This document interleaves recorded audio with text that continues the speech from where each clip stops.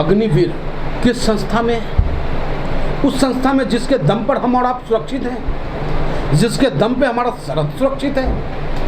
आपको छेड़छाड़ करना ही है तो किसी और विभाग में कर लेते।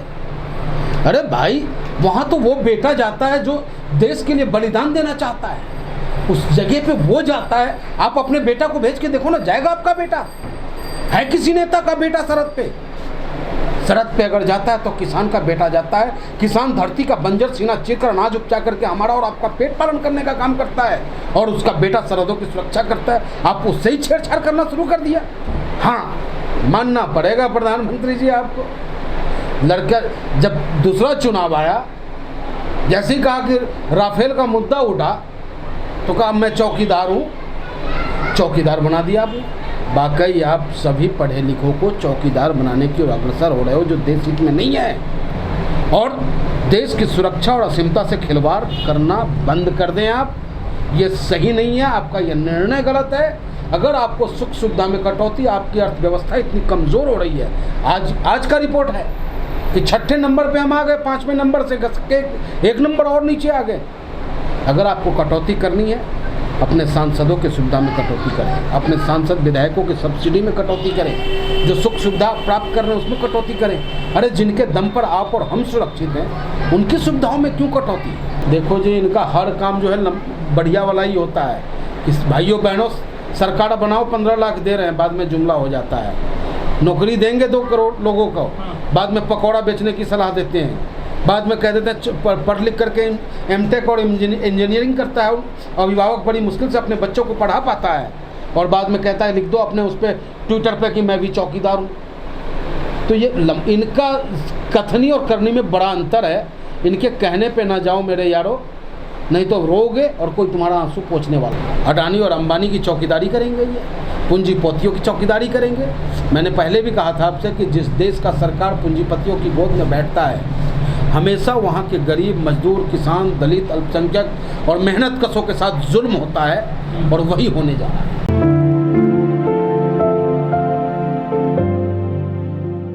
सरकार के विरोध में बोलने की ताकत है किसमें?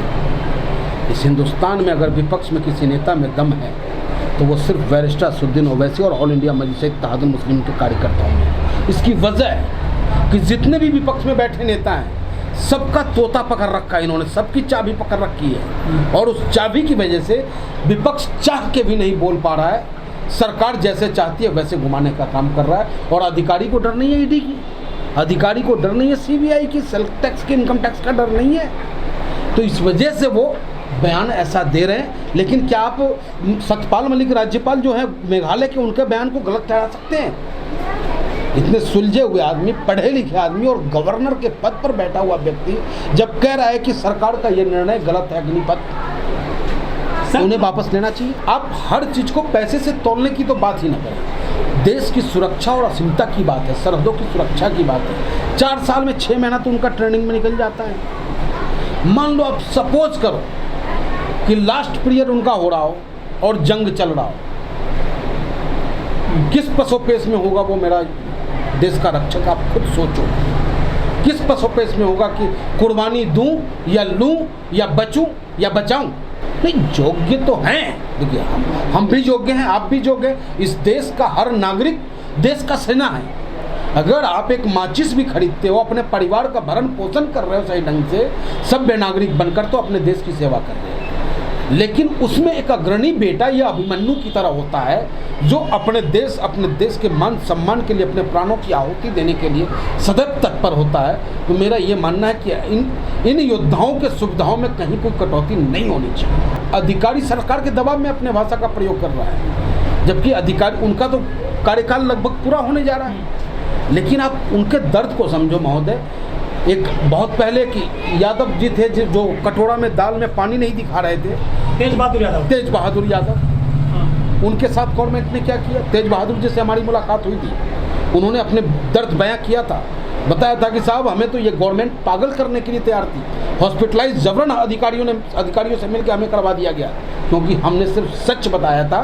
तो जो अधिकारी बड़े लेवल के अधिकारी हैं वो भी कहीं ना कहीं सरकार की आवाज़ में अपनी आवाज़ मिला रहे हैं। हो सकता है आगे फिर उनको किसी और को टिकट मिल जाएगा, ऐसे लोगों को तो टिकट मिल, अधिकारी, बड़े अधिकारियों को क्या है, अभी जब तक नौकरी में नौकरी कर रहे हैं, फिर भाजपा कहीं से विधायक बना देगी, राज्यसभा सांसद बना देगी, लोकसभा का चुनाव लड़वा देगी, फिर उनका वही राज रहेगा। और उन युवाओं के भविष्य के साथ क्यों खिलवाड़। टाटा ने भी कभी कहा था कि पुलिस की वर्दी पर सिर्फ मेरा बिल्ला लगा दो, मैं तुम्हें सैलरी, पूरी सैलरी देने का काम करूँगा, लेकिन सरकार ने माना नहीं, माना ना। तो भैया पूंजीपति की सेवा करो आप, हमें अर्थव्यवस्था की भी आवश्यकता है, लेकिन इतनी नहीं कि हम पूंजीपति के गुलाम हो जाए, हमारा हिंदुस्तानी पूंजीपतियों का गुलाम हो जाए, रोटी खाने के लिए हम मोहताज हो जाएं। किसानों ने जो आंदोलन किया था 3 बिल काला कानून के ऊपर, क्या था वो? कल तक उसी किसान को ये गलत और देश का गद्दार बताने का काम कर रहे थे, फिर ऐसी क्या बाध्यता आ गई कि फिर किसान को देश का किसान और अन्नदाता मानने लगे।